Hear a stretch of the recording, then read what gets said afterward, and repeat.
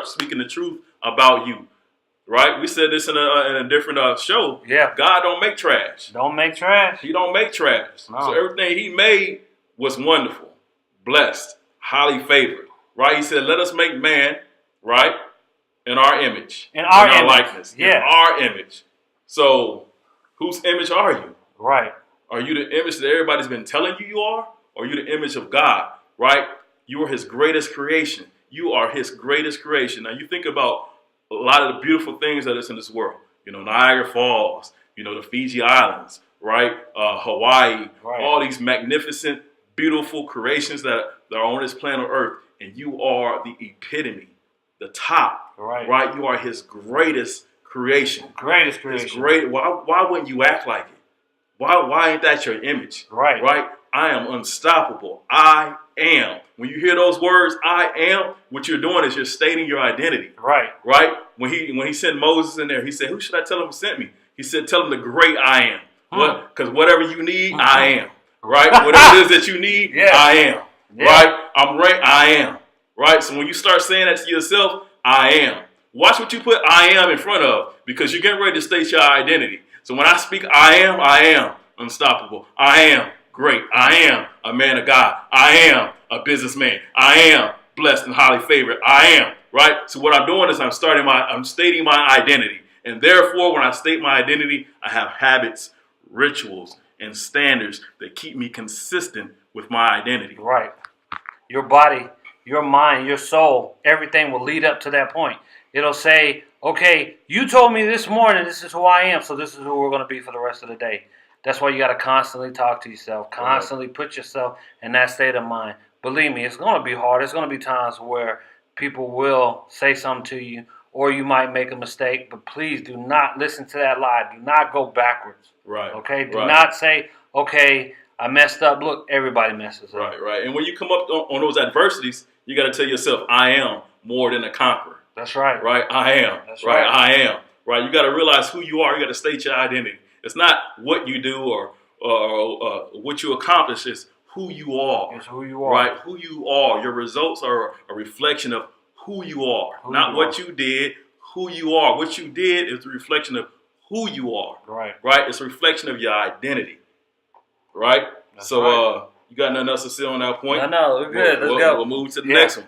Right? The next one is set goals and emphasize the process. See, it's not one thing to just set a goal. You can't just set a goal, man. I got a goal to make $100,000 this year. Yeah. And then you throw that up on the wall. You posting out everywhere. That's a goal. I set my goal. Right. Okay, did you emphasize the process? Nope. Right? Well, I think we talked about this in the first one. Yep. Going back to what I said. That's what my wife told me. She said, hey, you say you want to make this how much money? Right. What are you going to do? Right. Show it to me. What's the process? Tell me about it. Exactly. Right. What's the process? Did you do your research? Did you find out what you need to do? Yes. Like we have a goal to make this locker room show one of the greatest shows that ever hit. Right? That's the goal. That's the goal. But what's the process? So you got to fall in love with the process. Right? Yeah. The goals is just the goals. The process. It's the process. It's the process is what makes you great. The process is what makes the show great. The process is what drives you, what motivates you, what develops you. It's the process. So you got to emphasize the process. You got to fall in love with that. You got to fall in love with the process. You got to fall in love with it. That's just like a soldier. When you see a soldier, or if you see any movie where you see these soldiers and they kick butt, taking names, kicking butt. We don't use those words here. Right. But you say, okay, I want to be that guy. But when you find out that you got to wake up at 4 o'clock in the morning every day. Process. Don't no cake. No cupcakes, no sausages, no Twinkies, no soda, no none of that. Then y'all say, okay, you know what? I don't know if I want to be like that. But you want to be great. You want to be like that soldier. Right. You got to fall in love with the process. Right. The process. And then on top of that, the people that are around you, like us and different people, whenever they're trying to help you get that process, please do not put them where, oh, that person don't believe in me, oh, that person don't do this. People are trying to help you. Those are the ones that you need around you. Right. The ones that just say, oh, okay, and don't ask you any questions. Those are the ones that you don't need to be around you. Right. So whatever your goal is, are you doing the research to find out what it takes to hit that goal? Right. Right. Have you broken it down month by month? Yeah. Week by week, day by day, hour by hour, the process. See, what I would do is I would put the goal up on the wall, right? I would put the goal up where I can see it, right? Then I'll start working on the process. I'll start mapping it out in my mind, start putting it down on paper. Okay, what's the process, right? That I did my research, right? Put the process down. And then what I would do, I would go and I would rip the goal off the wall and put the process on the wall. And I'll make the process the new goal. Right. If the process is the new goal, then I'm going to hit the original goal. Right. So find out what the goal is, emphasize the process, right? Fall in love with the process, embrace it, right? You don't get big muscles without process. Right. You don't get fit without process. You got to go to the gym. Okay, when am I going to the gym? How long am I going to stay at the gym? What exercises am I going to do at the gym? Right. I want to build a business. Okay, I want my business to be here by this certain time period. Okay, how many phone calls do I need to make? Right, how many people I need to get in front of day by day, hour by hour? That's the process. Right, you got to make the process the new goal. Right, and that's all I got to say on that point. Me too. Let's go. Next point: prioritize the priorities. Man, that one right there takes a lot of people out. Yeah. Because we live in a world where we're always moving. Yeah. A lot of demands on our time. People want you to be here. The kids need you to be here. Your wife needs you to be here. You know, the job needs you to be here. The business needs you to be here. Right? And you're trying to do all these things. What you got to do is you got to prioritize the priorities. Right? So you got to listen. They all may be important. Right? Picking the kids up from school is important. That's important. You don't want to leave them there. Yeah. Right? Yeah. But also, you got that goal of achieving the business goals, whatever. Right. So you got to find out, okay, who can I get to do this? Right. Because this is that priority. This is also a priority, but it's not as important as the first one. Right. So can I delegate this to somebody else? Right. How long can I put this off for? I got to prioritize the priorities. Which one is going to give me maximum result for the time that I'm investing into it?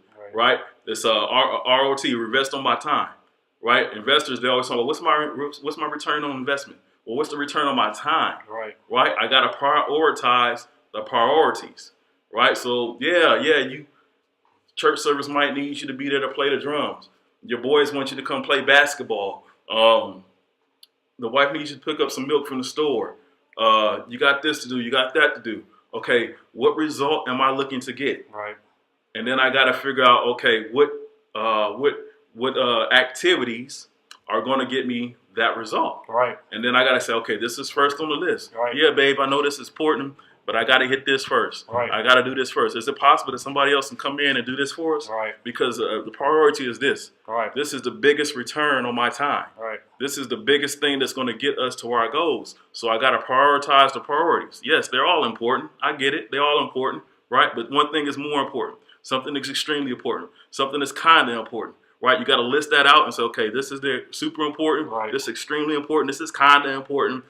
This one probably can slide for another week. Right. You know what I mean? We probably should get somebody else to do that anyway. Right. You got to prioritize the priorities. And like I said, a lot of people don't know how to manage that dynamic, and that's what knocks them out. They be on a good pace. You know, they're moving, they're going in the right direction, then something comes in and knocks them off course because they didn't prioritize. No, I can't fit that in my schedule. Sorry, boss, but no, that can't happen. Right. Why? I got to stay on track. Right. My priorities, right? Staying on track. Staying on track is the biggest thing that you can do, especially if you want to be successful. To stay on track is, like they said, to stay on track. You can't run a train. You can't get from A to B on a train if it doesn't stay on track. There you go. All right. You go. That's pretty self-explanatory, right? That's it. The next one was complete daily performance evaluations. Wow. Okay. Yeah. Complete daily performance evaluations. Complete. Now, the thing is, a lot of times we do a lot throughout the day. Right. And we feel like we were super, super busy. Oh, yeah. Right? Then we get at the end of the day and we look back and we're like, damn, we didn't really do anything. Didn't do anything. This has happened to me. I'm guilty of this. It's happened to me. Feeling like you've done a lot. Right. And realize you didn't do anything that was going to get you closer to your goal. Right. I think prioritizing your priorities, which was the point before this. Right. Hooks up to that, yeah. Right, it kind of hooks up to this one, right? You got to complete daily performing evaluations, right? And if you were productive, Okay, you then look at the things that were productive, and you got, okay, which one was more productive? Right. Oh, I probably should do more of that tomorrow. Right. Or I need to do less of that tomorrow. Right. You know, I got to perform. Okay, I said this, but I probably should have said this, right? Could I have been better with that? Should I talk to the kid a little bit different? Right. You gotta look back and you gotta self-evaluate. Right. And sometimes this is the hardest thing for people because they don't want to be their worst critic. Oh yeah. They always want to give themselves a little pat on the back. Pat on the back. Let themselves off the hook. Oh, this came up. Oh, I was tired. No, you got to evaluate. Right? You're trying to be great. Right. You're trying to be great. So you got to hold yourself to high standards. You got to be willing to evaluate yourself, evaluate your performance. And your performance may be with the kids, maybe your job, maybe with your business, maybe with the wife, maybe in the ministry, whatever that is. Right. It's different for all of us. Right. But you got to evaluate yourself. And more importantly, you got to have somebody else evaluate you. Yeah. And a lot of times we don't want to hold ourselves accountable to other people. There's freedom in not being accountable to someone. Right. Right? There's freedom in not being accountable to someone. But that's why you're still chained to your mediocrity. Right. Because you don't want to be held accountable to somebody. Right. So the moment I'm not, nobody's going to hold me accountable, right? Then you're going to be chained to mediocrity. Right. I don't need to. I don't need to be. Right? Because there's nobody there to push you. Right. To coach you. To say, hey, you should have did it like this. That wasn't quite good enough. You got another level. Right? You got to evaluate your performances daily. And sometimes you might need to do this several times a day. Several times a day. You know what I mean? If you know you're really bad, you might have to evaluate yourself every 3 to 4 hours. Right? So you got to evaluate daily. I think you should learn how to do that because when I think about it, I think about all the great people who we call great in this world. And like Michael Jackson, he was his worst critic, but everybody calls him the king of pop. Right. But he if you were to talk to him, he wasn't as great as everybody said he was because his standard was much higher. His standard was much higher. And we're not telling you, hey, you have to go out there and have a business. You can be great at being at Walmart. You can be great at driving cars. You can be great at anything that you want to be great at. Right. Everybody's not the same. Okay, Right. Everybody's not going to have a business. Everybody doesn't have that kind of lifestyle. A lot of people out there that don't want the lifestyle. We want you just to be great. And to be great, just... Right. You got to evaluate yourself. And I think with evaluation is that you got to have a standard to measure yourself against. Like, people would tell me, man, you so great at this. You so great at that. Right? And they tell me that I'm a 10 at something because they're measuring me against themselves. Or they're measuring me against, let's say I want to get into speaking.